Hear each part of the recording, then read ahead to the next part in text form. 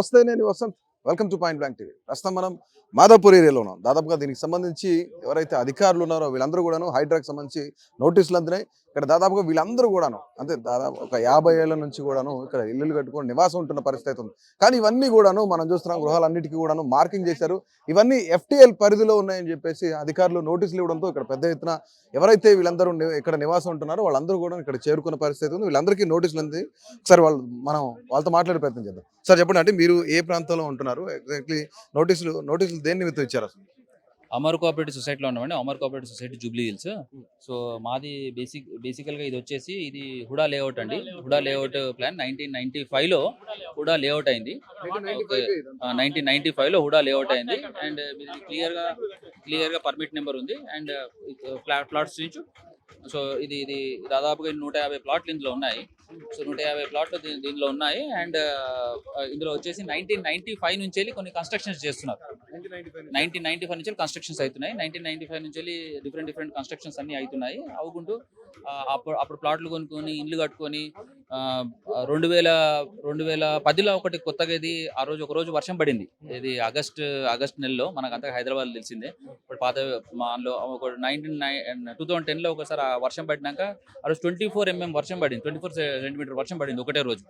ఆ రోజు చాలా ప్రాంతాలు నీళ్ళు వచ్చినాయి. ఆ నీళ్ళు వచ్చిన తర్వాత ఆ తర్వాత ఇరిగేషన్ డిపార్ట్మెంట్ వచ్చేసి దానికి అనుబంధంగా నీళ్ళు వచ్చినాయి కాబట్టి ఇది FTL కిందకి వస్తుంది అని చెప్పేసి అది రాళ్ళు పాతడం జరిగింది.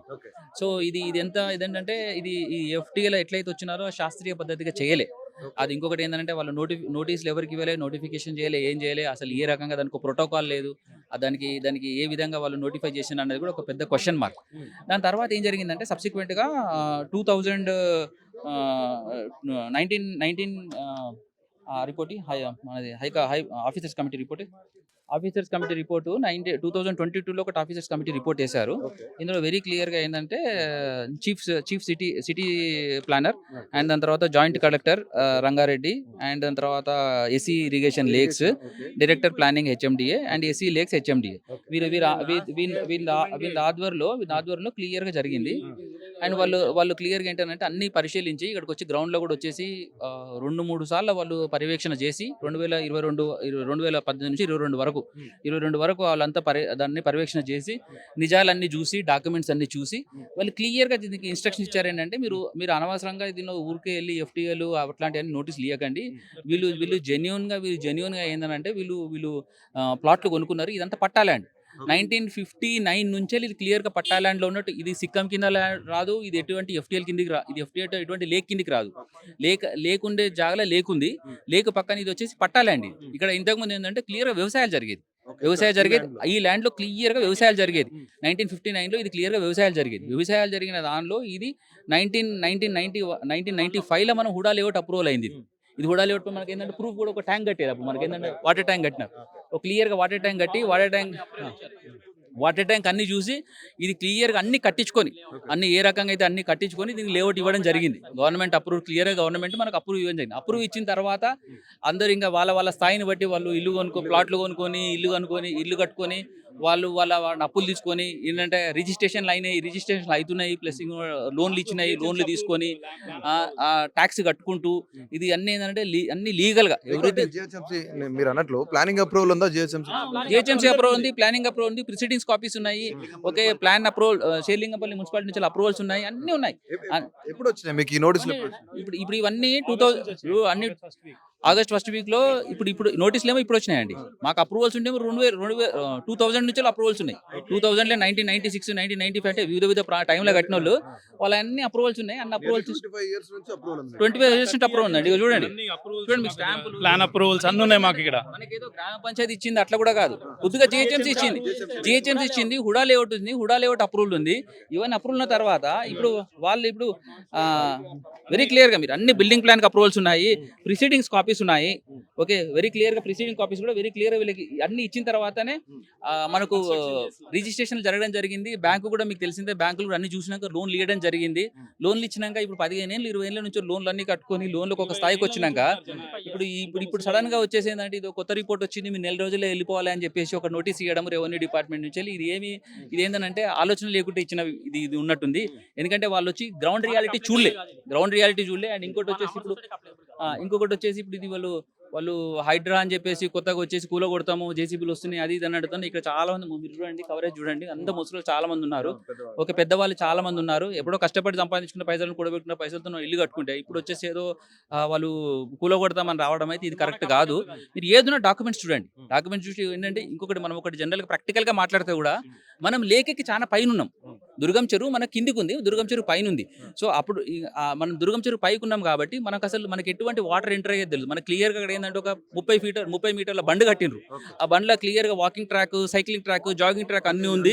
అన్ని ఉన్న తర్వాత బండ్ కట్టిండ్రు. అక్కడ కోనేరు కుంట అని చెప్పేసి మన గణేష్ చతుర్థి అది కట్టినారు. ఇవన్నీ కట్టిన తర్వాత క్లియర్గా పార్క్ డెవలప్ అయింది. ఇప్పుడు వచ్చేసి ఇంట్లో వాటర్ వస్తాయి అనడమే అసలు ప్రాక్టికల్గా పాసిబులే కాదు.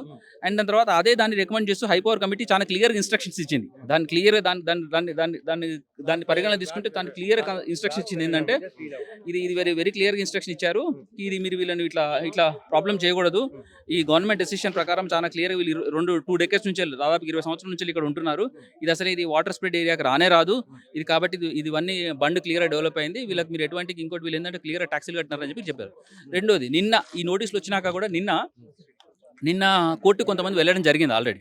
ఆ కోర్టుకి వెళ్ళడం జరిగినప్పుడు కోర్టు కూడా క్లియర్గా ఇన్స్ట్రక్షన్ ఇచ్చింది. ప్రాక్టికల్ కూడా న్యాయంగా చూస్తుంది కాబట్టి కోర్టు కూడా అన్ని డాక్యుమెంట్స్ అన్ని ఎవిడెన్స్లని పరిశీలించినాక. కానీ ఇక్కడ ఏంటంటే హైడ్రా చేసే ప్రధాన ఆరోపణ ఏంటంటే గతంలో ఉన్న అధికారులు ఎవరైతే ఉన్నారో, మీకు ఇప్పుడు ఈ సైన్ చేసిన వాళ్ళు కానీ వీళ్ళు ఎవరైతే ఉన్నారో వాళ్ళు కొంతమేర మామూలు తీసుకోను, లేదంటే వాళ్ళకి సంబంధించిన అమౌంట్ తీసుకోను, కొంతమేర పర్మిషన్లు ఇచ్చారు. పర్మిషన్ లేని ఇవ్వకూడని పరిస్థితుల్లో కూడా ఇచ్చారు అని చెప్పేసి కొన్ని ఆరోపణలు చేస్తుంది. అలాంటి వాళ్ళకే నోటీసులు ఇస్తున్నాం అని చెప్పేసి హైడ్రా కూడా చెప్తున్న పరిస్థితి. సరే, ఇందులో ఒకటి నేను అంటున్నాను, ఇప్పుడు ఇది ఒక ఆఫీసరో లేకుంటే ఒక్కరో ఇచ్చింది కాదు. ఇది ఇందులో అన్ని డిపార్ట్మెంట్స్ ఇన్వాల్వ్ అయినాయి. ఇప్పుడు ఎవరైనా ఇప్పుడు మనకు కూడా ప్రాక్టికల్గా చేసిందే. ఇప్పుడు ఎవరైనా మీరు అన్నట్టుగా ఎవరైనా మేనేజ్ చేసి రన్ చేసి ఎవరు ఒక పర్సన్ చేయొచ్చు, ఒక అధికారిని చేయొచ్చు. ఇంత అధికారులు ఇంకోటి 1995 ఇచ్చిన అధికారులు హుడా లేఅవుట్ ఇచ్చినారు. హుడా లేఅవుట్ ఇచ్చిండు, అప్రూవ్ లేఅవుట్ అప్పుడు ఇచ్చినారు. దాని తర్వాత సబ్సిక్వెంట్గా 20 ఏళ్ళు పర్మిషన్లు ఇచ్చుకుంటూ వచ్చారు. ఓకే, దాని తర్వాత మళ్ళీ హై పవర్ కమిటీ ఇచ్చింది.